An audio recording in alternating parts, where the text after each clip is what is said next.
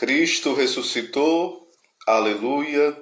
Sim, verdadeiramente ressuscitou, aleluia. Nos alegremos com a ressurreição do Senhor. Nos alegremos neste dia que o Senhor fez para nós. Nos alegremos e nele, no Senhor, exultemos. Cantemos a glória do Senhor, porque Ele fez maravilhas. Meus queridos irmãos, hoje eu queria falar de um tema que, sem dúvida, é importante que a gente possa abordar. Para isso, vamos rezar a Ave Maria, pedindo ao Senhor que nos conduza e a Santíssima Virgem nos auxilie neste momento. Ave Maria, cheia de graça, o Senhor é convosco. Bendita sois vós entre as mulheres, e bendito é o fruto do vosso ventre, Jesus. Santa Maria, Mãe de Deus, rogai por nós, pecadores, agora e na hora de nossa morte. Amém. Nossa Senhora Rainha da Paz, dai-nos a paz. Então vamos lá. Vamos falar um pouquinho hoje sobre os estados de vida. Esse termo, os estados de vida, antigamente ele era usado para se referir também a algumas profissões que eram bem projetadas, né? Bem especiais, e continuam sendo, né? Claro. Por exemplo, o médico, o juiz, né?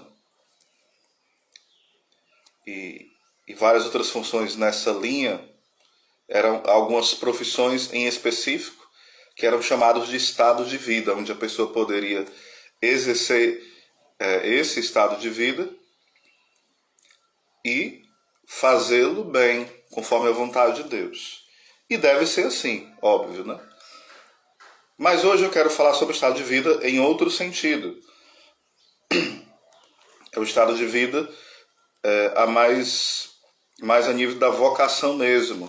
A vocação no sentido espiritual, no sentido de um chamado especial, né?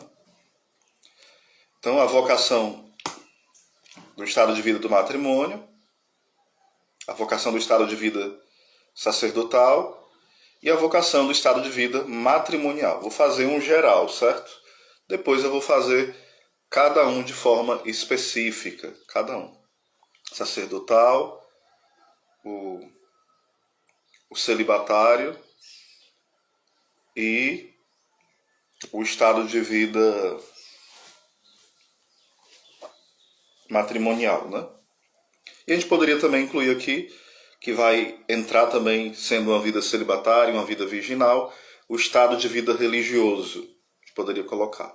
E nós vamos falar sobre todos eles, tá certo? Hoje, no geral, e depois um por um.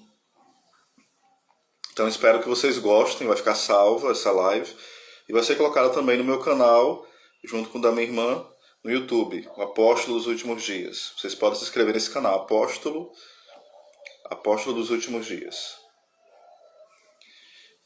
O estado de vida, de fato, é uma vocação.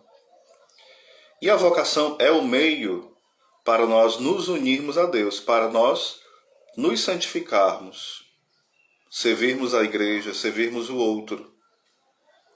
Eu falava na live de ontem que a nossa finalidade última, a nossa meta última é unir-se a Deus. Mas para unir-se a Deus existem os meios. Como existe o meio da oração, o meio dos livros espirituais, o meio devocional, vários meios. E um desses meios, que é importantíssimo, é imprescindível, é o estado de vida. Alguns dizem que só existe um estado de vida. Por exemplo, São João Paulo II, né, que é a caridade. É a caridade que me move a ser sacerdote. É a caridade que me move a ser celibatário. É a caridade que me move a ser religioso. É a caridade que me move a ir para o matrimônio, no sacerdócio, para o celibato, para a vida religiosa. Então, só há um estado de vida nesse sentido, nessa perspectiva, né? Outros vão falar que só há dois estados de vida. O estado de vida matrimonial e o celibatário. E aí tem o celibato, né? Que vai vivenciar a questão do sacerdócio, o celibato na vida religiosa e o estado matrimonial. Seja bem-vindo, Guilherme. Então nós vamos abordar esses aspectos aqui sobre o estado de vida. Nós não vamos aprofundar cada um, mas vamos falar no geral. Por que alguém deve casar? Por que alguém vai casar? Por que alguém casa? Né? O para quê? O casamento é um dom, é um carisma e também é um sacramento. O matrimônio é um sacramento. Então, o matrimônio está em vista da santificação da própria pessoa que casou e da pessoa com quem ela casou. E dos frutos deste casamento, que são os filhos. Seja bem-vindo, Wilson, é isso? Wilson Carvalho. Então, para que a pessoa se casa? Sem dúvida, para fazer a vontade de Deus, para ser santo e ajudar a santificar o outro. E deixar-se ser santificado através do outro como instrumento de Deus. No entanto, também a missão do casal é ajudar os filhos a serem santos, a viverem uma vida virtuosa, a caminharem para o céu, a ter como finalidade da sua vida o céu. Todas as demais coisas, se atrapalharem o caminho do céu, devem ser jogadas fora ou purificadas, redirecionadas para o céu. Infelizmente as pessoas casam hoje para quê? Não é porque eu não aguento ficar sem ter um ato íntimo, né, em relação ao início na intimidade, mas sem querer estar envolto no mistério de amor. É apenas o unir-se pelo unir-se, para saciar um desejo. Faz parte da vida conjugal o prazer. Mas o prazer não deve ser o ponto principal da vida de um casal. Porque no tempo que tiver obstáculos em relação ao prazer, vai ocorrer brigas, adultérios, separações, ou outros pecados em relação à castidade. Vai começar a tratar mal um ao outro porque não está tendo prazer. E quando eu falo prazer, eu não me refiro só ao ato conjugal, ao ato íntimo do casal. Mas às vezes a pessoa casa e ela quer que o outro supra todas as expectativas que ela tem. Que o outro preencha o vazio que muitas vezes está no coração dela. Então a pessoa já casa por motivos egoístas. Ela quer fugir da solidão, ela quer ter prazer, ela quer satisfazer o outro para se satisfazer, no sentido apenas do prazer, resumindo tudo a isso. Então isso é um prejuízo enorme no casamento. Percebam que hoje as pessoas não estão casando em vista do céu, em vista da santificação, mas em vista de si mesmo. Prestemos atenção também que as pessoas hoje estão escravas das suas paixões e sentimentos. As paixões em si não são coisas ruins. Elas podem ser ruins ou coisa boa, depende de como você direciona essas paixões. Mas o problema é, alguém casa hoje, aí daqui a 10 anos, ou antes, eu não sinto mais nada, acabou o amor. Então nem adianta eu casar porque acabou o amor. Então está muito ligado a essa imaturidade, a não vivência de um santo matrimônio, né? Por que o matrimônio hoje ele está em uma crise terrível? Por falta desse centro que é Deus. ou seja, a finalidade última do matrimônio não está sendo unir-se a Deus e nem levar o outro a unir-se a Deus. A pessoa casa muitas vezes com muitas ilusões. O demônio e o homem velho que habita em nós, o homem velho não é que é uma outra pessoa, somos nós mesmos, são as nossas tendências desordenadas, essa mentalidade mundana, né? Onde nós casamos, quem é chamado a casar, né, chamado a matrimônio, em vista de uma autorrealização. Essa palavra realização, se fosse usada no sentido correto, até poderia ser uma realização, porque a palavra realização quer dizer res, quer dizer coisa, e essa coisa na ação, ou seja, a ação me torna o que eu devo ser. Então, o que é uma realização? É quando eu vivo para ser de fato aquilo que eu sou. Por exemplo, eu sou chamado a ser santo. Então, as minhas ações, elas vão acontecendo para que, de fato, com a graça de Deus, eu seja santo. Isso se chama res. Eu me torno, pelas minhas ações também, movidas pela graça de Deus, a coisa, a res, que eu devo ser. Então, no matrimônio, se esquece que a verdadeira realização do matrimônio é o matrimônio ser uma profecia para o mundo.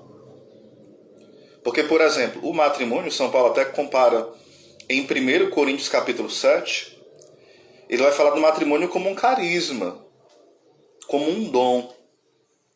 E as pessoas hoje não querem casar porque receberam esse dom. Porque é normal que todo mundo queira casar. Todo mundo quer casar. Entre aspas, todo mundo tem exceções, porque as regras têm exceções. Mas, no geral, todo mundo quer casar, o homem e a mulher. Isso é natural do homem e da mulher querer casar. Só que eu tenho que ver se no plano de Deus, de fato, eu tenho esse chamado maior, que é o meio do matrimônio, para que eu possa ser santificado, o esposo ou a esposa ser santificado, e daí gerar frutos de filhos santos para a humanidade. Isso é o centro do matrimônio, a santidade do casal e a santidade dos filhos. Se isso é colocado em segundo, terceiro ou último plano, o casamento vira um desastre, porque Deus não é o centro. Então, as coisas vão ficando muito provisórias. Por exemplo, em Mateus capítulo 19, a passagem que eu citei foi 1 Coríntios 7. Mateus 19, chegam os fariseus e perguntam para Jesus, né? Se por qualquer motivo, né, é lícito dar carta de divórcio. Naquele tempo, o que acontecia? Alguns fariseus diziam que, se fosse em caso de adultério, poderia dar divórcio. Outros diziam que se a mulher não soubesse, né, cozinhar, não soubesse fazer as coisas direito, fizesse isso ou aquilo, já podia dar divórcio, por qualquer razão, né? E tinha uma discussão entre vários grupos dos fariseus. E eles perguntam a Jesus quem é que tem razão. Qual dos grupos, porque eram vários grupos de fariseus, né? Qual grupo, qual escola farisaica tinha razão? E Jesus lembra algo. Ele fala, no princípio, ou seja, ele vai dizer o seguinte, eu não estou do lado de nenhum de vocês, eu estou do lado do Pai. No plano original, não havia plano de separação. O casamento é o quê? Indissolúvel. O casamento é indissolúvel. O casamento é indissolúvel porque ele é uma profecia do que é o casamento de Cristo e da igreja. Como é o casamento de Cristo e da igreja? É um amor total. O amor de Cristo e da igreja é um amor total, completo. É um amor fiel. É um amor fecundo. E é um amor indissolúvel. Então, quando eu digo que no matrimônio pode haver essa dissolução, a infidelidade, a não totalidade, eu estou dizendo que essa profecia ela é pela metade. Não.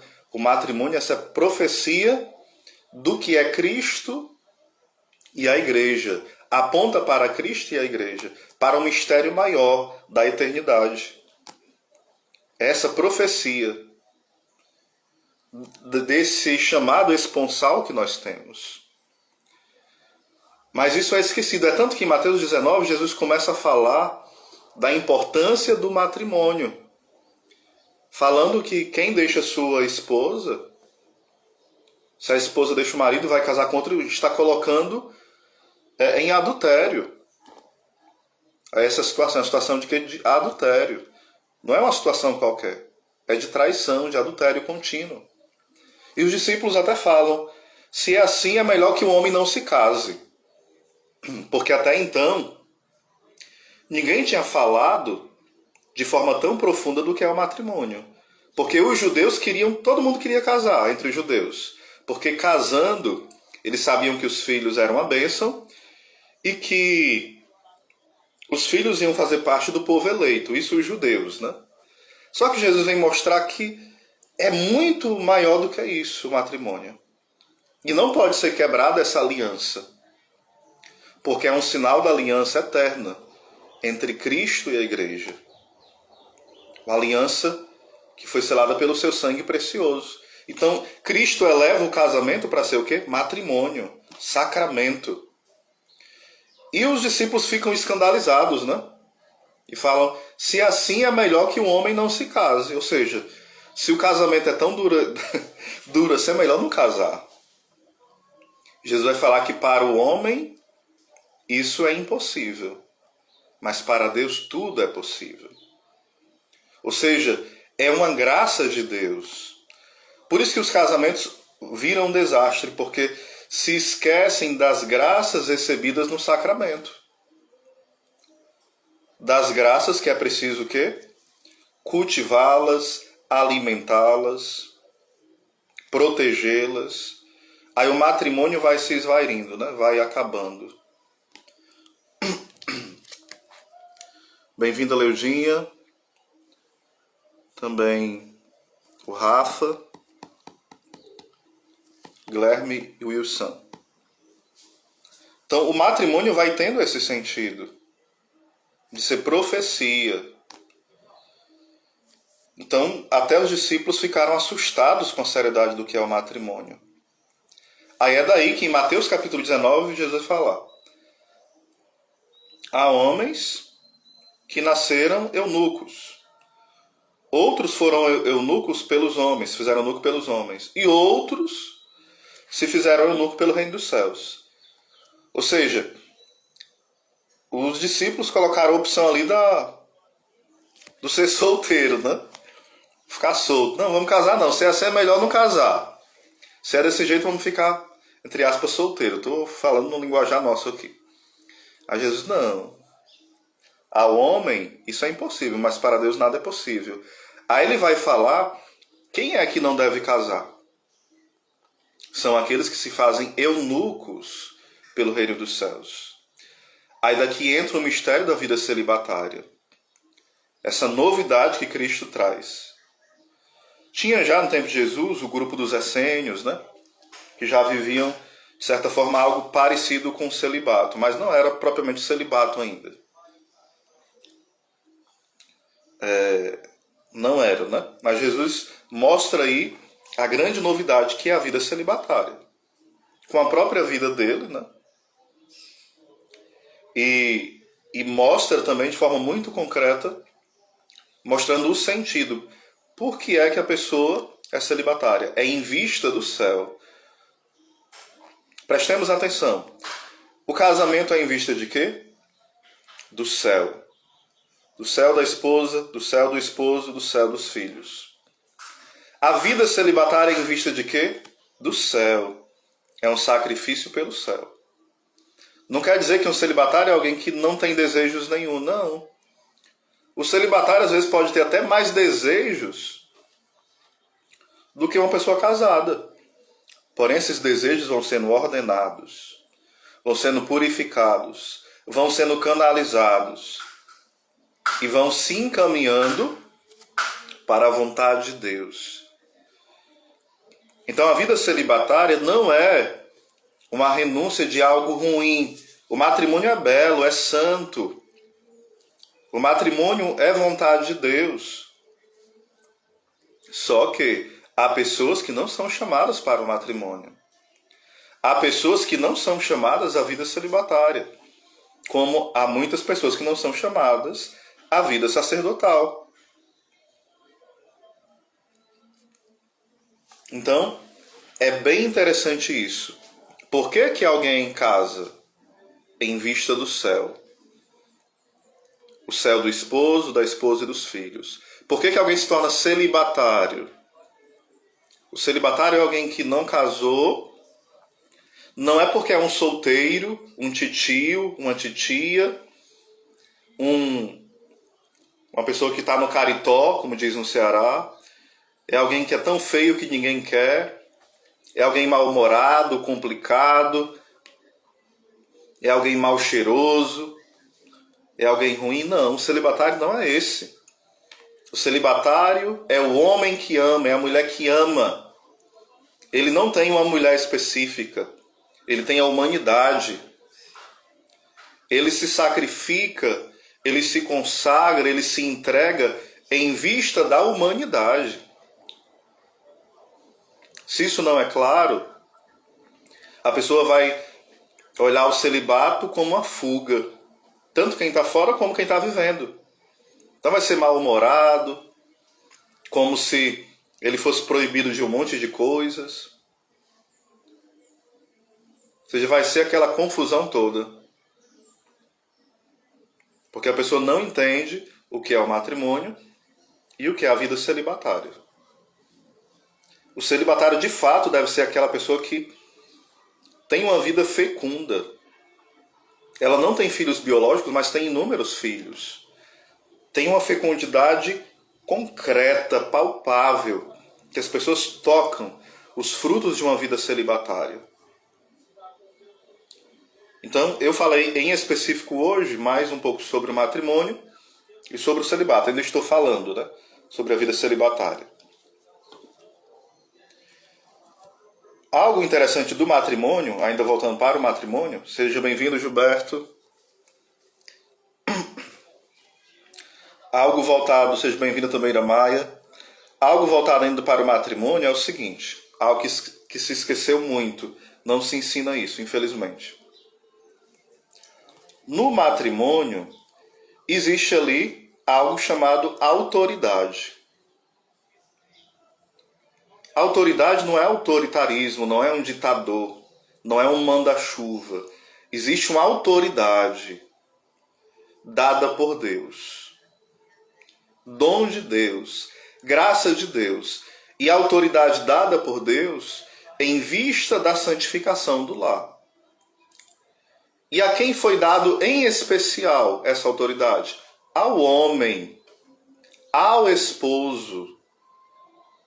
Uma autoridade que não é em vista de mandar e acabar e destruir o outro, não. É em vista de santificar o outro, a esposa e os filhos. E assim também os outros que estão ao redor, porque o matrimônio é um sacramento de serviço. Assim como o sacramento da ordem é um sacramento de serviço, o sacramento do matrimônio é um sacramento de serviço. Serviço aos familiares e serviço à humanidade, por uma profecia de um casamento em Deus. Então, essa autoridade é dada como grande graça para o esposo. Porque o esposo ali é presença, sem dúvida, de Cristo cabeça. Cristo que conduz, Cristo que se sacrifica, Cristo que ensina, Cristo que protege, Cristo que governa a casa, que é o ecônomo. A palavra ecônomo quer dizer aquele que conduz os atos da casa. Por isso tem a palavra economia da salvação. Porque a história da humanidade, Deus vai conduzindo toda a história da humanidade para que nós sejamos salvos, né? E Ele vai nos dando as graças, nos apontando os meios, nos auxiliando, nos perdoando. Também um homem, na sua casa, ele é essa presença da ação de Deus.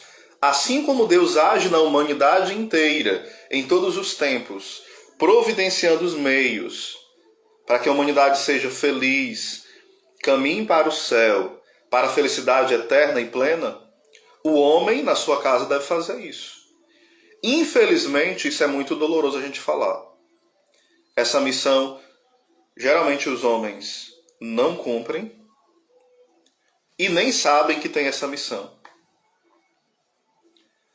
Às vezes, por baixo, o homem sabe que ele é aquele que tem que trazer a comida para casa e, dependendo da atitude dele, ele é um autoritário e não uma autoridade, que é diferente. A palavra autoridade vem de autor, de autoria. Aquele que começa uma obra e é responsável por essa obra. E que obra é essa do autor? Que autoridade é essa do homem em casa? Ele é o autor no sentido de ser instrumento de Deus, né? Porque Deus é o autor primeiro. Ele é o autor em vista de ensinar a esposa, de conduzir a esposa, de proteger os filhos, de ensinar os filhos, de corrigir, de amar, de consolar, de ensinar para as virtudes. Então o homem é essa autoridade, porque vem da palavra autor, de uma obra que começa e uma obra que termina. Então como é que o homem vai realizando isso?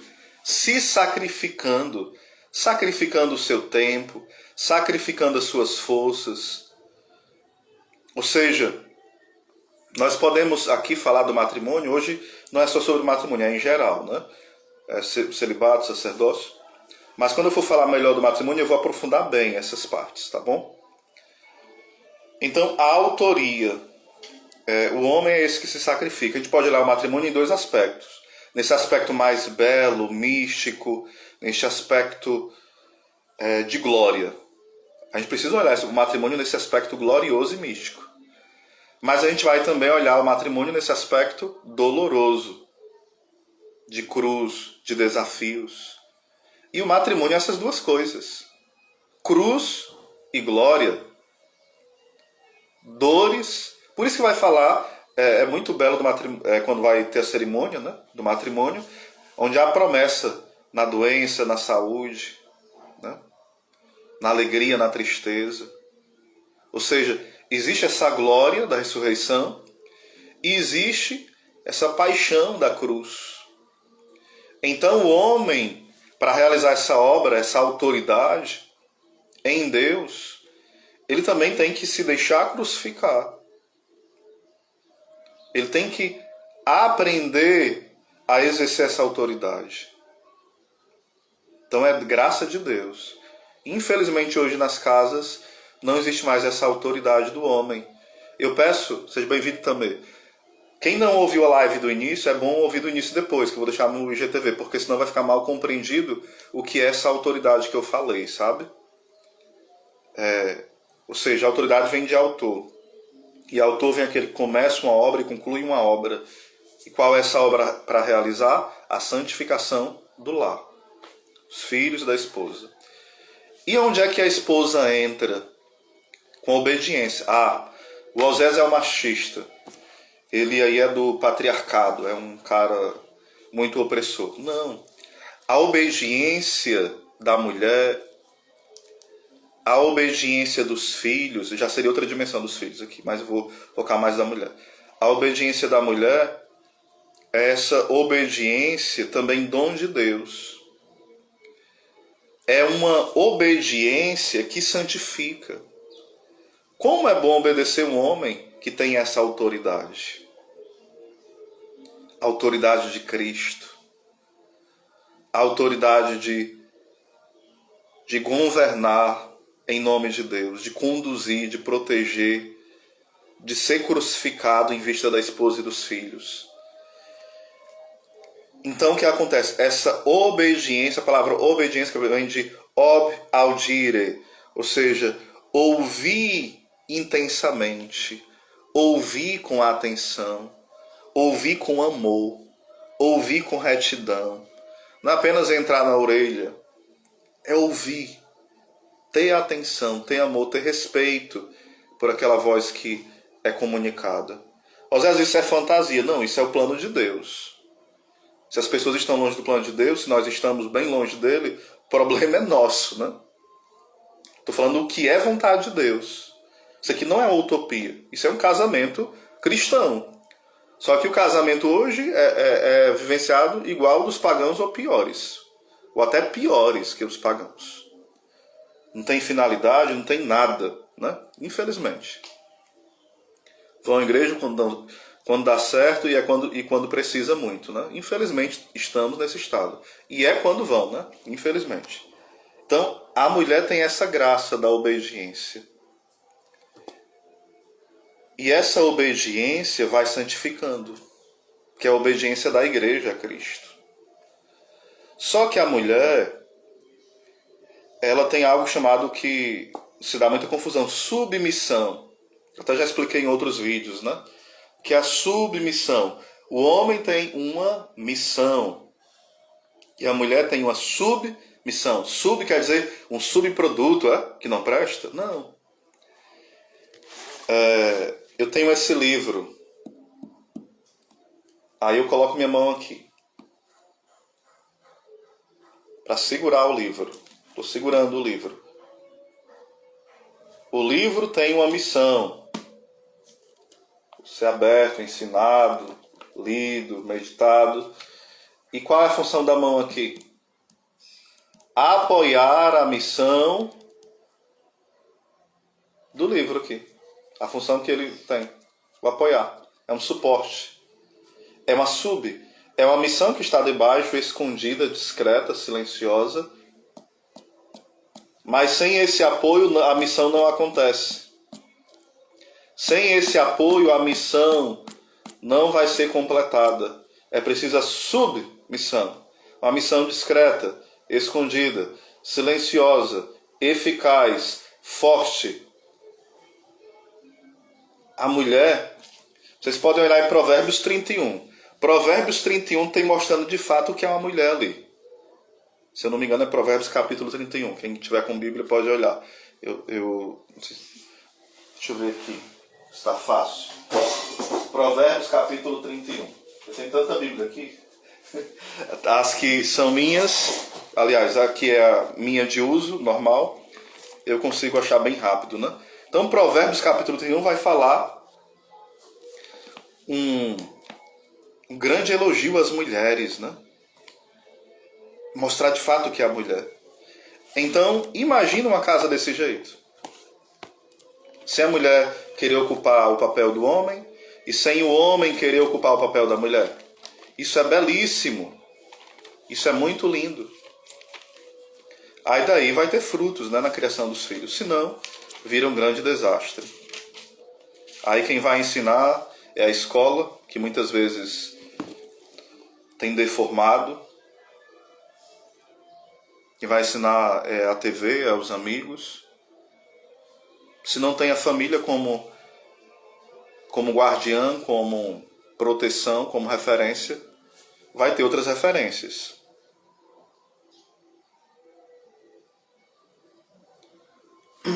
Vou ler aqui sobre a mulher. A mulher de valor, é Provérbios 31, versículo 10. A mulher de valor, quem a encontrará? Ela é muito mais preciosa do que as joias. São João Paulo II falava que a mulher humaniza o homem. Como é que a mulher humaniza o homem? Eu volto já para o texto bíblico. Hoje parece que não vai dar tempo para falar sobre o sacerdócio, não. Mas eu farei um vídeo só sobre o sacerdócio, um vídeo só sobre o matrimônio. Hoje eu estou focando mais no matrimônio, embora eu falei um pouco sobre a vida celibatária, tá bom? São João Paulo II fala que a mulher humaniza o homem. Como assim? O homem é bruto, muitas vezes. A mulher tem um dom na maternidade. Pode ser uma freira, pode ser uma mulher solteira, pode ser uma mulher que já é mãe biológica. A mulher tem a maternidade. Por que eu fiz assim? Porque você chega, tá todo bagunçado, né? A gola da camisa. Essa aqui não tá não é assim, não tem a gola mesmo aqui. Mas aquela parte aqui que dobra, né? Aí chega uma mulher, às vezes uma senhora, às vezes uma jovem, aí vai lá arrumando a sua camisa. Ei, às vezes está meio arrepiado ou arrupiado, depende da pessoa, né? Vai dizer. Teu cabelo. Aí eu digo, não tenho nem cabelo, como é que tá arrepiado? Mas, brincadeiras à parte, a mulher já chega com carinho, com respeito, ajeitando o jovem desarrumado, ou o senhor desarrumado. Olha, veste outra cor, usa tal roupa, coloca um perfumezinho. Isso faz parte de quê? De humanizar o homem. Esse bicho bruto que às vezes é o homem, né? E não é para ser assim um homem. É para ter essa autoridade vinda de Deus. Porque Deus dá. O homem precisa usufruir dessa autoridade, né?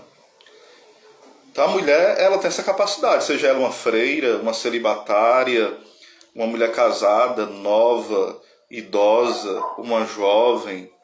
Ela tem esse cuidado de olhar, olha, isso aqui está arrumado, isso aqui está desarrumado. Isso faz parte do dom da maternidade, o cuidar das coisas. A mulher mais afetiva, ela percebe os detalhes. É tanto que Nossa Senhora, quando chega lá no casamento, ela está ali, na descrição ela percebe que faltou vinho. Então a mulher, essa fineza, esse perfume do lar. Na Teologia do Corpo, São João Paulo II vai falar o seguinte: primeiro Deus cria o homem, depois cria a mulher.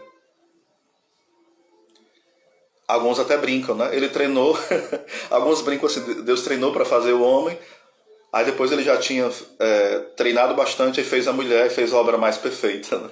Alguns brincam assim, né? Mas voltando para a Teologia do Corpo. A mulher, ela foi criada depois do homem, né? Então a mulher é a primeira criatura que é olhada por uma outra criatura e amada. Quando Adão fala, agora sim, é ossos dos meus ossos, é carne da minha carne. Quando Adão fala isso, meus irmãos, minhas irmãs, quando Adão olha para Eva, ele não olha com um desejo desordenado, é antes do pecado. Então Eva foi a primeira a ser amada por um outro ser humano, e amada sem nenhum interesse pecaminoso. Então a mulher tem essa característica, ela é mais afetiva. Ela tem este dom da maternidade que eu ia falando há pouco tempo, né? Então, São João Paulo II coloca isso na Teologia do Corpo. A mulher é a primeira que foi olhada por um olhar de uma criatura racional, né? De uma criatura humana que a amou, que a desejou sem nenhum desejo pecaminoso, que louvou a Deus, que rejubilou por aquela presença daquela presença que é a mulher. Entendem a beleza? O homem, quando foi criado, ele foi olhado por Deus, e isso já é grandioso demais, é o mais importante. Mas a mulher, ao ser criada, tinha ali o olhar divino sobre ela e um olhar humano sem pecado. O olhar de Adão antes do pecado. Osso dos meus ossos, carne da minha carne.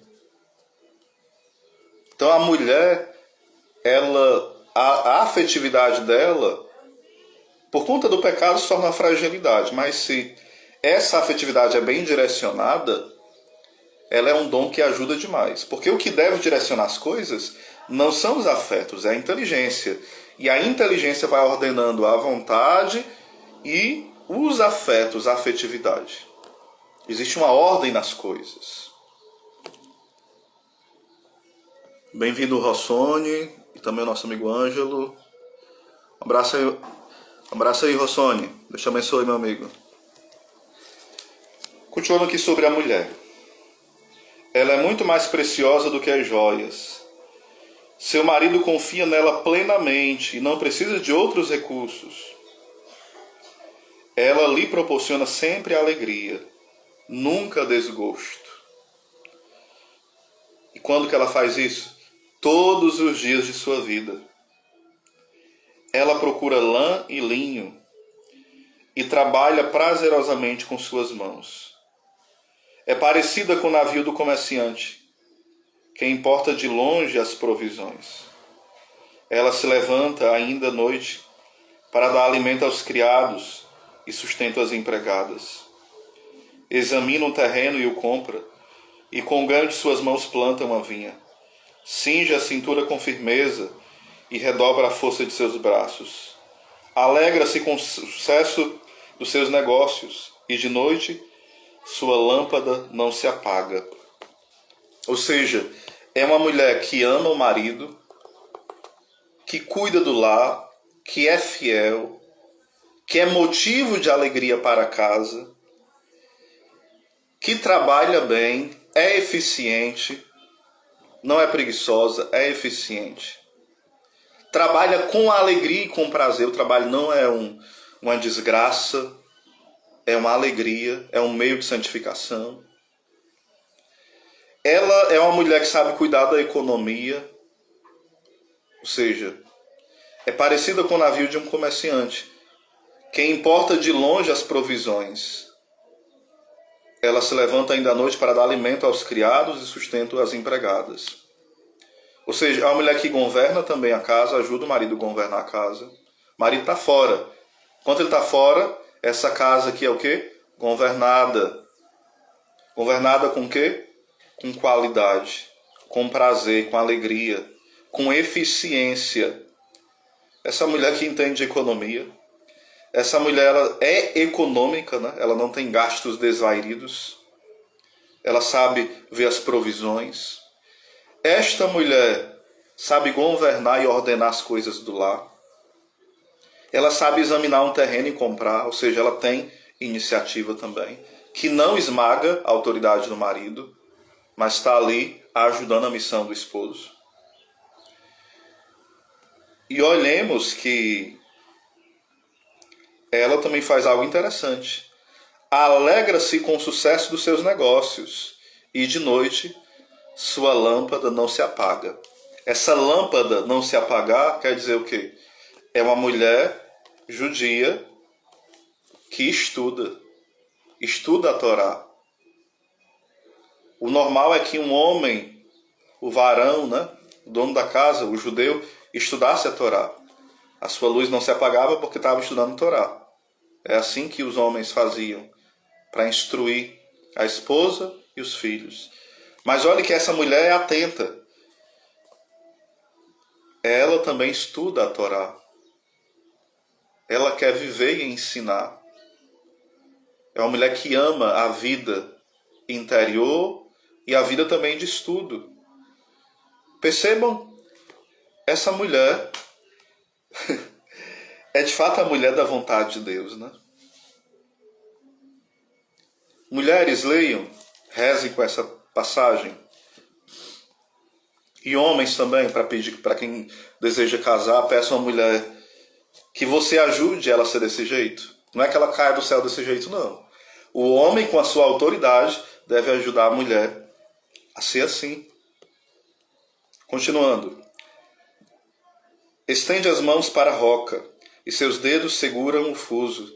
Abre suas mãos ao necessitado, e as estende para um pobre. É uma mulher cheia de caridade, não é egoísta, é virtuosa.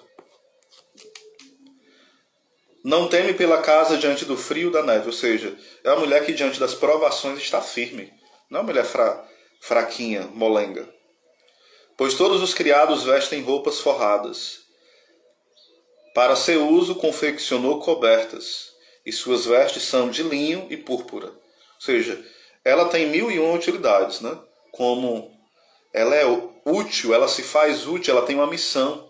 A mulher, é próprio da mulher, não fazer uma coisa só. Às vezes a mulher está fazendo 3, 4 coisas e consegue fazer. O homem não. O homem, se for fazer, é um desastre, né? Se for fazer várias coisas de uma vez só. Tem exceções, óbvio. Ela fabrica tecidos de linho para vender e fornece cinturões aos comerciantes. Fortaleza, qual é o adorno dela? Ela é toda enfeitada, ela é toda linda.